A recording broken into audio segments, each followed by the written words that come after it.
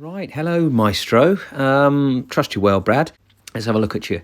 So, the footage that you've sent me, a little bit silhouetted. I know you're aware of that. I can do certain things. I mean, if we really want to go to town, I can go in and Photoshop this a little bit and make it even clearer. So if this range footage is the only stuff that you've got, that's fine. Camera's a little bit wonky. You can perhaps make out at the bottom of the screen here that this line, I'd like that to be a little bit more level. If whoopsie, there we go, a little bit more level. But again, these details sometimes are not so important. My presumption is, quite important at times if we share your intended target. I'm guessing you're going for that American, rugby goal or the upstanding goal there or something in that region. It certainly looks like it. You're pretty much going where the mat's aiming you, which is very easy to do when you're at the driving range, so I get that. Look, don't worry too much about sending me stills because, as you will observe, I can monkey around and play around with anything within the frame rate that your camera has. Sometimes, the frame you want typically is missed, but you can usually fill in the gaps. That said, your own, you being you, Brad, I've known you for the princely sum of a couple of hours, and I think, there are one or two things that you want categorical answers to. Which I think sometimes, my experience would perhaps tell me that they're not going to be that directly linked to your performance. But it's not so much a case of agreeing to disagree. It's more, I'm just saying that, I think you can get away with some things and they really don't stop you playing decent golf. Now, firstly and foremostly, your fundamentals. We can see from this down the line view, I'll have a look at you face on in a second. I think the face on view, by the way, is the more telling. I will deliver this commentary quite quickly, typically. Not because I'm trying to save time or cram stuff in, but I know you can wind it back and have another listen and have another look. Anyway, so we're set up. The club appears to be aiming, in keeping with where there's really, you can't look at this guy, you can't look at yourself here, surely, and tell me that he's not capable of hitting good shots. He's not in a bad position. He's in good posture. If he was stood bolt upright, his sternum, his shoulders are above his hips, his ears are above his shoulders, that kind of thing. Just about, he's not an old guy slouching away looking, like he's 110. So, or scoring 110. So you're looking pretty athletic, buddy. So that's good. Keep up the good work. A lot of orthodoxy, your body alignment here, feet, knees, hips, forearms even, and shoulders running pretty parallel with our intentions. I won't waste time trying to be too pedantic about that and too nitpicky, because I genuinely don't think it will make the difference. But I'm going to click you on a few frames here, just slow-mo you. You've seen the full-speed version. All right, now halfway through a backswing, if you're going to be the type of coach who obsesses about positions within the movement, that is absolutely textbook. Your left arm at that point running approximately parallel with your original body alignment. The shaft of the club pointing sort of gun barrel parallel with your intended target line.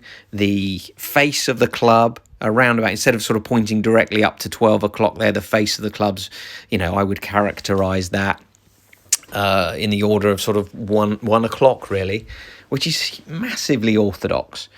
Your shoulders have turned about halfway, your hips are a similar amount, knees starting to activate. Look, there's nothing wrong with it at that point. It's faultless. I mean, if you're getting into any trouble, it's after this point. All right, so I wouldn't obsess too much about your halfway back position other than to copy what you're already doing. So let's stick with that. That's fine. The shaft passing up the right forearm, you can see here, sort of up that avenue there. Some people, again, obsess about that. You can see the way that sort of points down towards the ball. There's pedantry and patterns that people pick up on, which is fine. But I think it's a bit fussy, but it's a good sign. All right, I'm going to analyse your swing in a subtly different way, or your backswing certainly in a moment. I think, it's full, your backswing. And the fact that your sort of left wrist collapses a little bit, the fact that the gap between your forearms, perhaps, your elbow splays out a little bit. I'll touch on that in the second half of this when I do some demonstration for you outside. I won't bother getting dressed up in Golf Pro fancy dress. I'll be in my casuals in the garden. You'll see that in a minute. Yes, of course, the club gets a bit across the line, which isn't perfect, but I've taught county champions. I mentioned a county champion, a guy called Luke Rusher, former BB&O county champion, who's a pupil of mine, lovely guy. Gets the club across the line as it's characterised like that, as yours is. I think to this day, I don't think he's managed to get rid of it. We've done drills and exercises that make it disappear in practice, and it sort of creeps back in. So he's always trying to keep on top of that. But getting into that position hasn't stopped him winning a county championship with the best players, the cream of the amateur golfers in the county. So I would not suggest I've got any precedent to say that that's going to stop you playing golf. Shane Lowry is another, the current Open champion, gets into a similar position. So you're going to have to make a few better excuses than I'm not playing well because I'm out of position in that respect, I'm afraid, mate. Sorry about that. Sorry to rob you of that. We'll click you forwards. I'll touch on this later, but look at the first 3 or 4 that's come back there. So that's the end of your backswing, and I think you still look balanced. Your sternum is still above where your knees used to be, and in the case of your left leg, still are. And right leg naturally has straightened a little bit more than the left. That's an essential part of making a normal backswing. But if we sort of had the epicenter of your upper sternum, that's not a bad heart shape, is it? Your heart beating away in the middle of your chest. You sort of want that above the sort of back of your toes, the balls of your feet, and above your knees. It's stable. You look pretty stable. You look like you can make a good forward swing. So there we go. A pretty thorough overview. Save for one thing when we're talking about your backswing. I'll just finish off talking about your backswing in this context. So what I'm going to do is I'm going to put a line. A lot of people draw lines all over the show when analysing golf swings. But when you're talking about functionality, you're a human being and you've got to power a golf club. The golf club, they say let the club do the work, but your golf club isn't going to do the work on its own. So that's just not going to happen in the real world. But if you're powering a golf club, if you've got to motivate that golf club, you have an effect on the golf club and it has an effect on you. Now, if you look, what I've drawn here is essentially a biomechanical plane that ideally, if you were a perfect human being, I've not met one yet, but there's a few who get pretty close, I guess, a perfect golfing machine, your club would move back and forth along that line. If you can imagine, what we're looking at here is a cross-section of your swing plane. So if you looked at that line from in front, it would actually be a circle. I hope I've illustrated that verbally well enough. Now, we can see as we move into your backswing, just waiting for you to pick up, look at the way that club head goes straight up that line. I mean, that's decent. The shaft of your club marries with that line briefly. Your sort of backswing could finish a little bit shorter, but again, your impulse to sort of move the club a little further back, it's more, more like somebody who's trying to whack it as hard as they can, which is understandable if you're not getting the distance that you like. I get that. More on that in future, but I don't think the backswing is your major issue. If you want to film yourself, draw a line and try and get the club into a position where by the end of the backswing it points pretty much, in keeping with this line. I'll show you a comparison in just a sec for sake of example. All right. Now, let's run that back so we can see the club moves up that line and it will marry again. At some point it comes a little from above that line, which is not unusual at all, but you can see it, the club head and the shaft of the club wanting to track that line. All right, but it exits a little bit underneath, so it's sort of moving out to in if you're going to be a little bit of a fuss pot, and that's going to impart a little bit of left to right sideways spin, so you're probably leaking your shots a little bit off to the right. If they're curving, they'll probably, if most of your swings are like the one that you've sent me, then the majority of your shots will have a little tail on them off to the right, just peel off to the right to a lesser or a greater extent, depending on how much club you're using. If you use more club, you'll impart more of that flavour. Less club, you might not see it as much. So you might be one of these who says, okay, my short irons are fine, coach, but I slice my long clubs. You're probably slicing all your shots, but it just doesn't show up with the lower powered shots because they don't impart the kind of energy that would make the ball curve. And that is that. All right, so that's your side on down the line, should I say, view. What we'll do is we'll skip back. We'll pick up the maestro from front on. We'll just let him play, and he goes through his little routine, a little look at the target. Maybe comes out of posture when he looks at the target a little bit. It's a bit of a criticism I'll level at you in future when it becomes more relevant. Stance width is appropriate. The way you're holding the club looks neutral, not massive complaints in that respect. I think we could get your upper body composed in a slightly more menacing way. You can see the way your sort of shoulders are quite level. I always like to see the right shoulder a little bit lower than the left, and that helps with upper body alignment, but you're not too far out, so we won't get too nitpicky. We won't get too deep in the weeds with that. What I will say is this really, for me, is what to watch for in your backswing. I think everything goes pretty well. Keeping you in the same place, not having this swing backwards and forwards, something we worked on. I really like the job you're doing, sort of keeping the swing in the same place. It doesn't sway towards the target too aggressively. It's a beautiful job. That's it's not bustingly important that you keep your face pointing towards the ball where the ball was. Some players do, some players not so much, but might be a level of restriction to your body rotation in that, and that might be why what's happening, or what I'm about to show you happening, is happening to some degree, but we need to compare notes on that. What I'm about to highlight is the reason that you will maybe sometimes hit the ball a bit heavy. Bear in mind, I'm going to give you an illustration of this visually in a second, but I'll give you the verbal version of that. So we're halfway through the backswing, and from one angle, from down the line, I've said to you, okay, backswing looks good. It looks good from this angle as well. All right, and the end of your backswing, okay, we know that club's a little bit across the line, which isn't perfect, but we're not in so bad a position at that point that you shouldn't be able to hit the ball flush, and you're complaining that you're fatting it or hitting it heavy and hitting it thin intermittently. All right, I think as soon as you start hitting the ground a little bit before the ball, the impulse and the instinct is to try not to hit the ground.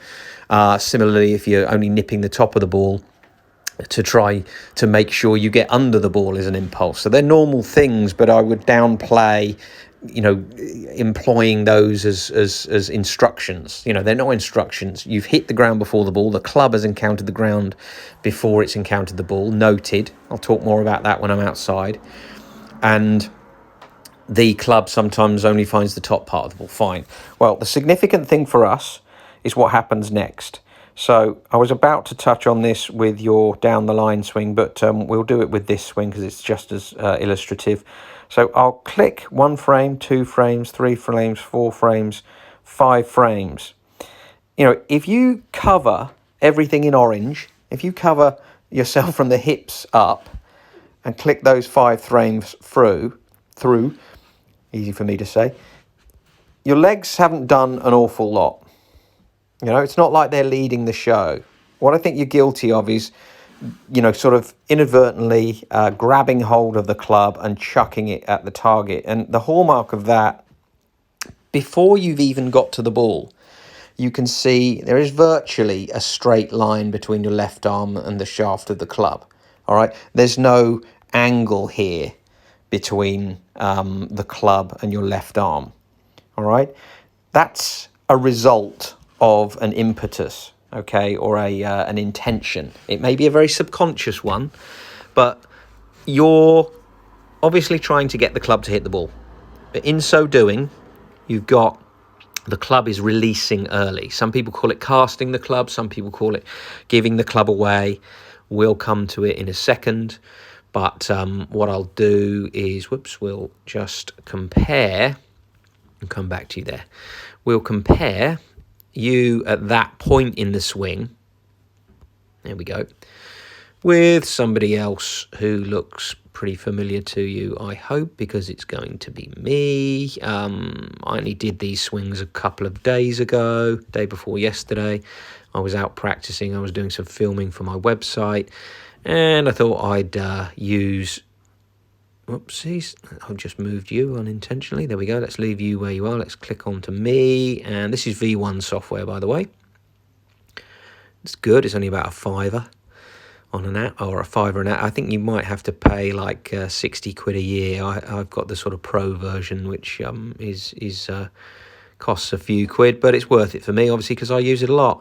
So you can see as I start forwards, you get the impression that the lower body is bringing the club along, and it's, you know, I'm certainly not being unkind to you here. I don't think my left arm is any further forward into the forward swing. I mean, it might be slightly, but I think we're about level pegging with our left arm. But at this stage, the club, and you can see my right arm is a lot shorter than yours. I'll talk to you about that in a second. I haven't given away any right arm yet. Okay, and the really significant thing, I'll just take away the lines for a moment, is the timing. And this is the sequencing of your forward swing, the sort of timing of your forward swing, if you want to call it that. And I'm going to use that as shorthand. So whenever you hear me say that, what I'm referring to about the timing or the sequence of your forward swing is we want acceleration. We have to have that. That's where you get a strike from, that acceleration of the club. The club is getting faster, certainly in feel terms, all right? It's getting faster through the ball. I'll talk about that outside in just a second. So let's watch the maestro. By the time he is, you know, halfway through his forward swing, there's no angle left. The club has sort of caught up with your left arm, as I've touched on, sorry. And you can see for me, it's still in the business of catching up. By the time, and it's annoying, just missed that frame where I strike the ball. So I'm going to recruit somebody else to come in and join us in a second. All right, but what you can see is quite a distinct catching up of the club. And by the time I strike the ball, there's alignment there. So we're just going to look back at you, and we'll look closely, and we can see that there's been a sort of collapse quite early in the sequence, there we are, of your left wrist, all right, at impact. All right, or very shortly after impact. So we'll put me just after impact, and that line is still pretty straight. Now, it's very important. You can see it's inevitable that angle will start to happen. But you can see how quickly, in one frame, for me, it's gone from no angle there. All right, 2 frames, and it's quite pronounced. For you, in the forward swing, come on. Just move you on a little bit. The angle is all but gone, and you're trying desperately to sustain some energy through the club, and I think you do an okay job. All right, but yeah, we just sort of don't put any what I call pressure on the ball.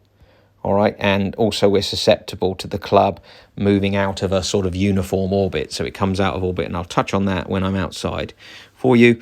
So I just wanted to kind of come back to your down the line angle just before I sign off and do the outside bit. All right, which I like to do to complement. Okay, so here we come. So the club's getting sort of out and in front of you, as I would call it, a bit too early. And you can see, you know, your right arm is at its full length. Okay, so let's take that away. Your right arm's at its full length, and we've just about made impact. Okay, so what I'll do is I'm going to recruit a fellow by the name of Tommy Fleetwood. There's just tons of footage on here, and I'm kind of not one for using much video. So, yeah, it just goes to show I do have the luxury of coaching a lot of people. Here's Tommy Fleetwood. We'll use him, all right, as a comparison. So you can see, there we go. Sorry, just put you back into just after impact. And we'll look at Tommy Fleetwood down here.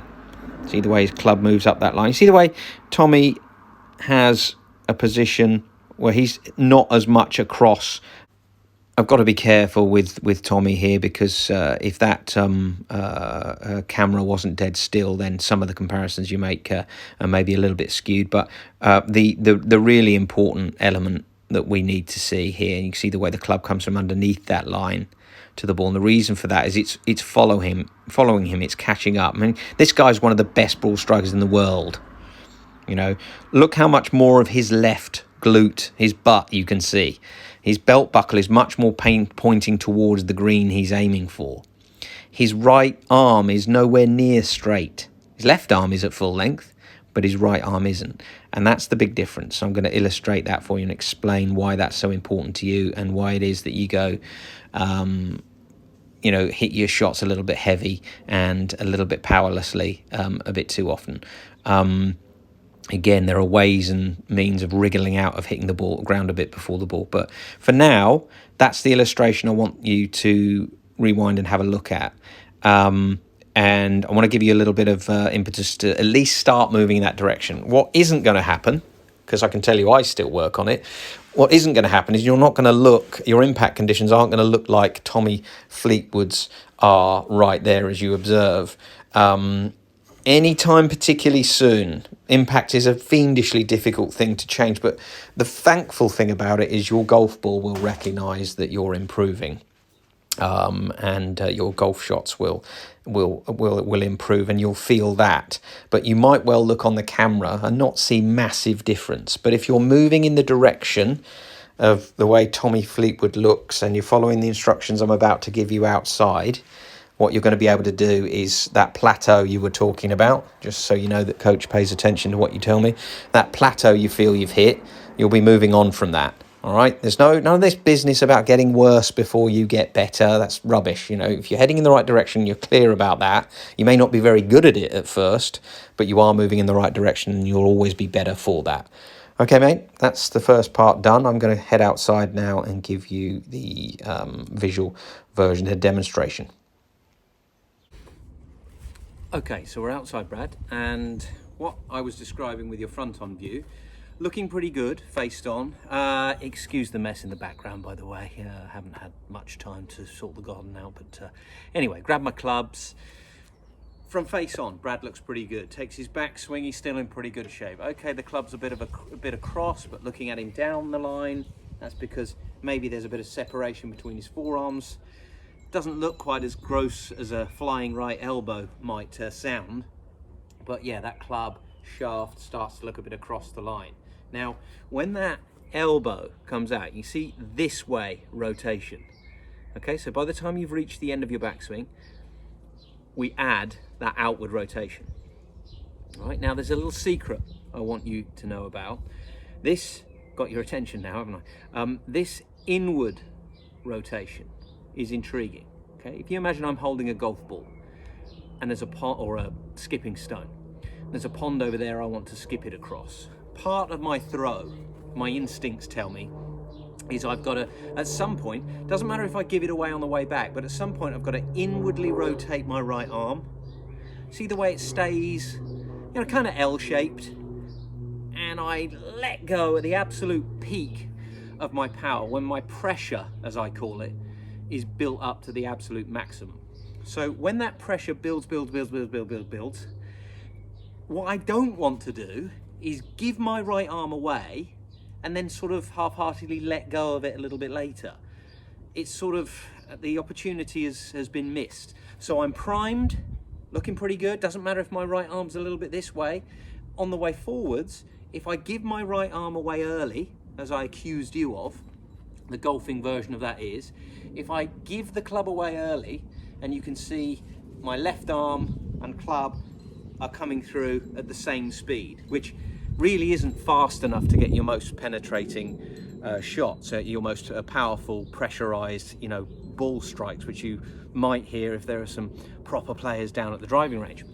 So when, put very simply, when you give the club away early, it sort of goes out of orbit, okay, and can hit the ground much sooner.